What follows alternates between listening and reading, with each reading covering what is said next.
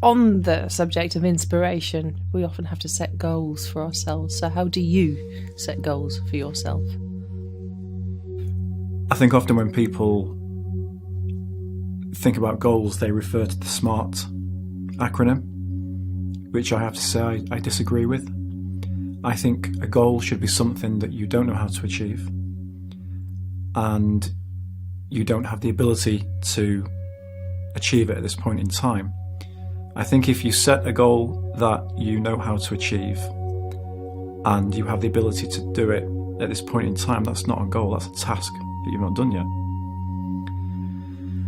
And I'll give you an example. If you have a sprinter who has aspirations to become top class and he or she or he's trying to get to sub 10 seconds on his sprint, and he knows how to do that, and he has the ability to do that, and the training to do that, and the conditioning, then he's going to go and do it.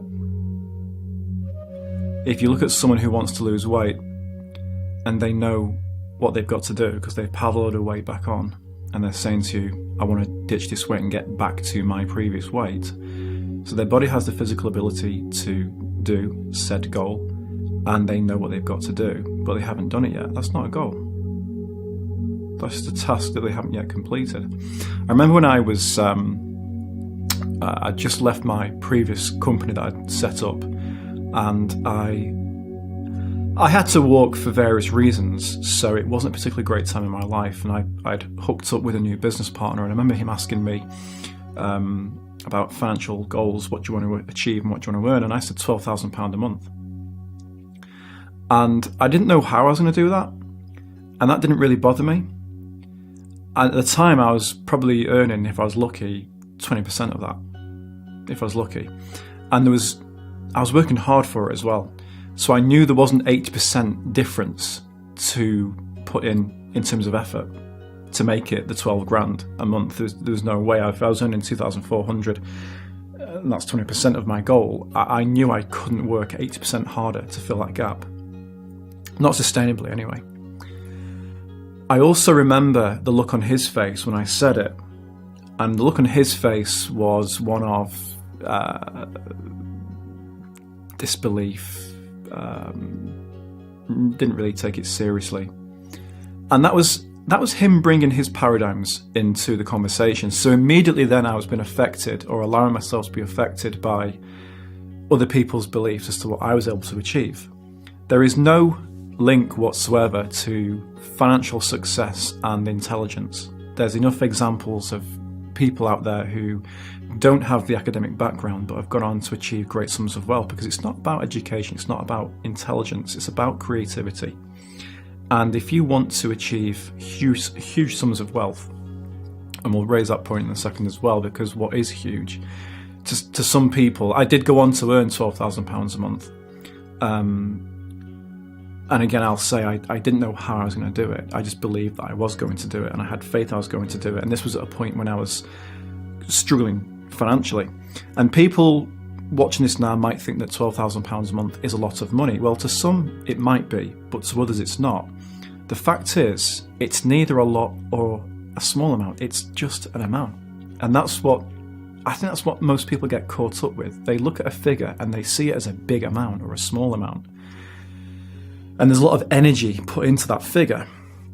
And what I learned to do is take that energy and that big deal out of it. It's just a number. And I think when you get to that point, you can put any number in there that you want and go on and achieve it. It always troubles me when people use a comparison of their age. When they say, well, I'm earning my salary in years, so I'm doing quite well. So, for example, they earn £30,000 a year and they're age 30. And that comes from somewhere. All programs and paradigms are inherited. All prejudices are inherited. So people who are walking around saying that have probably been told that by mum or dad or somebody else. An older generation has passed that on to them to suggest that if you are earning your salary in years, then you are doing very well. And they buy into that. And I think so many people are capable of so much more. But the problem is they buy into this SMART acronym of being measurable and achievable and realistic. Realistic's an awful phrase to use for goals. And they also, probably like I did, tune in too much to what others are saying around them, whether it's a teacher or someone who's probably under their skin and judges them on some level and doesn't believe they're capable of doing that. And I think a lot of people watching this will really underestimate how much that has affected them.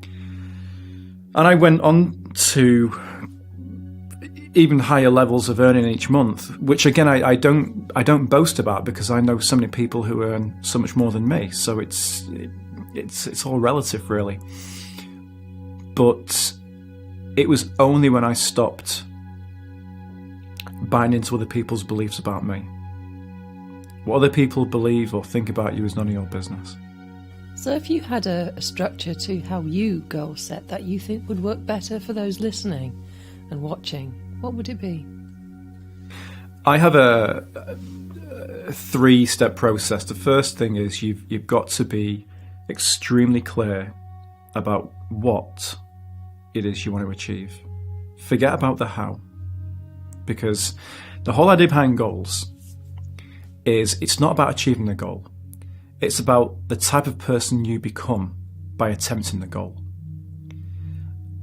And along the journey of achieving that goal, if it takes you a year or 2 years or 3 years or 5 years, if you aim high, you will stretch yourself. You will have to become more. You will have to replace old habits, old thinking, old approaches with new ideas and new thinking.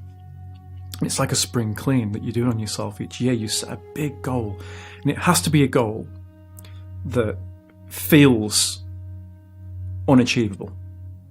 That's your starting point. It has to be something that you write down and you say, your first paradigm is, no, I can't do that. If you're thinking that, you're on the right track.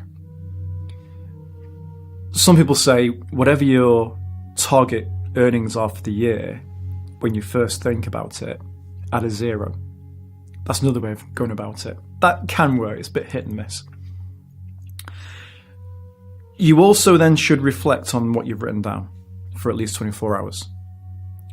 The reason why I say you should reflect for 24 hours is because the programs will still be at work. Those limiting beliefs will still be at work. You'll still be writing things down based on what you think you can do. It's a very hard habit to get rid of. So you should come back to it 24 hours and then turn the volume up even higher and make it even more unachievable or even more unrealistic in your own eyes, from where you are, from the judgments you've put on yourself and all these restrictions you put on yourself. Kids are great at this. Kids are great at thinking without limitation, and that's what we're trying to encourage people to do here with their goal setting. And then after 24 hours, if you are happy with it and you feel that's what you want to achieve, then the next question is, why do you want to achieve that? So if you want to earn, say, £50,000 a year, why? Why £50,000? What is it you're going to do with that money? What good are you going to do with that money? What's relevant or specific to that figure? And hopefully that should link you into your sense of purpose. So for myself, I am motivated to generate as much profit as I can, but it links back to my fundamental purpose of wanting to redirect that money to good causes. I'm not doing it for me. I'm not doing it because I want nice things or I want materialistic things or I want that money in the bank to give me a sense of security. I want to generate larger sums of wealth so I can redirect those amounts of money to certain charities out there that I feel very passionate about. One being linked to the planet and the wildlife. That's the World Wildlife Fund. And that is essentially what is so important about generating money. People say, well, money's not everything. Well, no, it's not everything. Of course it's not. But generating more money allows you to do two things. It allows you to do more of what you're doing, and it allows you to redirect it to the good causes in the world. And that's, for me, a really big sense of purpose.